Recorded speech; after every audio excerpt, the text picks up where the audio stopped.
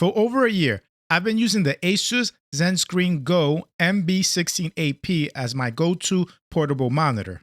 It has given me the opportunity to easily have a second display for my laptop when I'm away from home. However, its downsides have been really starting to annoy me, so I decided to look for another monitor. My research has led me to the LePow Z1-Gamut. Is it a significant upgrade to my ZenScreen, or will it completely disappoint me? Stay tuned to find out.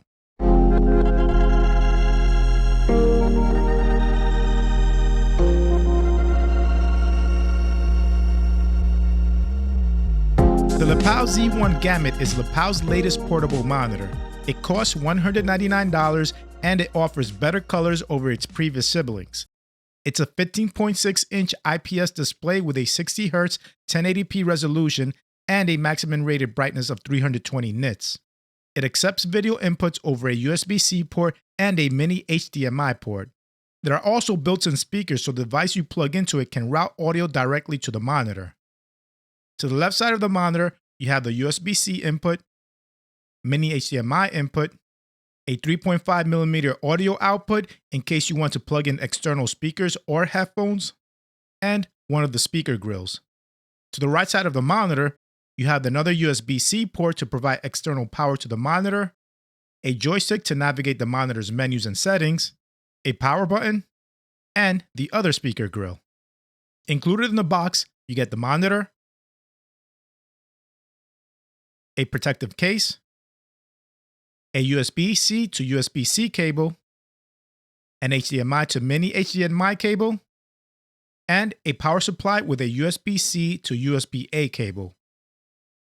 There are no touchscreen capabilities, so you won't be able to control a computer directly on the monitor.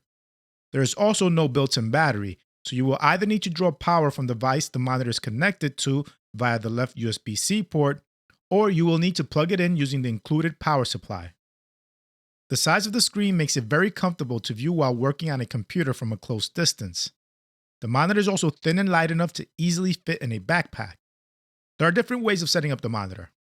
For USB-C devices that can provide video and power over the USB-C port, all you do is take the included USB-C to USB-C cable and plug one end of it to your device and the other end to the monitor's left USB-C port. Here, you see my phone connected directly to the monitor and providing power to it. Depending on how much power your device provides to the monitor will determine the maximum brightness.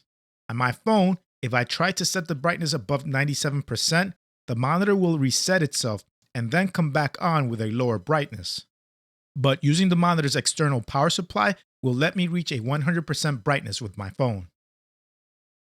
However, my laptop has no issues going to 100% brightness without the need of the external power supply. Keep in mind that this will drain more power from the device you connect the monitor to, so consider using external power to get longer battery life. Or connect the laptop to its power supply so you can use the monitor as long as you like.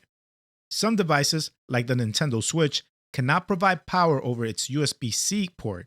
So, if the monitor does not come on when you connect it over USB-C, you will have to additionally connect the included power supply to the right USB-C port. For HDMI devices, you will need to use the included HDMI cable to connect to the mini HDMI port on the left side of the monitor. You will also have to use the included power supply to power the monitor because power cannot be provided over HDMI. Alternatively, on a laptop, if you use the included USB-A to USB-C cable, you can plug it into a free USB-A port on your laptop and connect the other end to the left USB-C port on the monitor. Your laptop will then provide power over the USB-A port. Again, this will drain the battery of the laptop quicker. The monitor cannot accept video input using the computer's USB-A port. You can only connect devices with HDMI ports or devices that provide video over USB-C. There are built-in speakers available, so you can get audio out of devices you connect to it. You also have the option of connecting external speakers or headphones. Just use the 3.5mm audio port on the left side of the monitor. Image quality on the monitor looks really good. Text is sharp, which is great for working on documents and coding. Video looks very colorful and vibrant while not being too saturated, and playing games on it works wonderfully. LePow claims that they've upgraded the color space to 85% NTSC or 100% sRGB. so this spec may be of interest to you if you do color correcting or photo editing. Audio quality from the built-in speakers isn't very good. Volume is low, and in a semi-noisy room, it will be difficult to hear sound coming out of the monitor. You will often find yourself preferring to either use headphones or connect a louder pair of speakers. The monitor can support 2 simultaneous inputs, so I can have my laptop connected over USB-C and a separate device connected over HDMI and switch between the two. You have your standard on-screen display settings that let you change brightness, contrast, and other settings. There are also several screen presets, but I leave it on standard because that looks best to me, and I see no difference in input latency between any other mode. The OSD also shows a fake HDR mode that to me does not look good, so I keep it off. Now, compared to my Asus ZenScreen, here are the upgrades.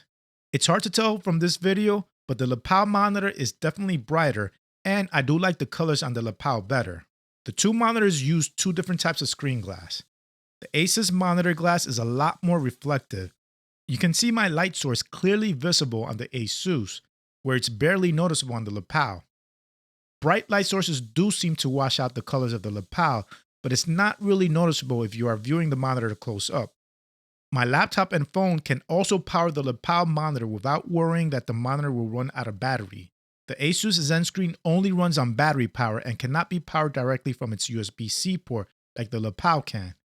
So once the battery dies on the ZenScreen, I have to put it aside and charge it before I can use it again. With the LePow monitor, as long as my laptop has power, I can use it indefinitely. The ZenScreen also lacked an HDMI input, and my HDMI to USB-C cable did not work with it. With the LePow, I have the option of using HDMI or USB-C. This makes it easier for me to use and test a lot more devices. The thing I like about the ZenScreen more than the LePow was the ability to get video over a USB-A port. This did not work with the LePow monitor. So overall, I like the LePow monitor a lot more than the Asus monitor. The increase in features, usability, and image quality made it worth the upgrade. It works great whether you're using it at home or for travel. So if you're looking for a portable monitor to take with you while traveling or just to quickly test multiple devices, you cannot go wrong with the LePow Z1-Gamut. Anyway, if you found this video helpful, please give it a like. And if you want to see more content like this, subscribe to my channel. Thank you, and I'll speak to you next time.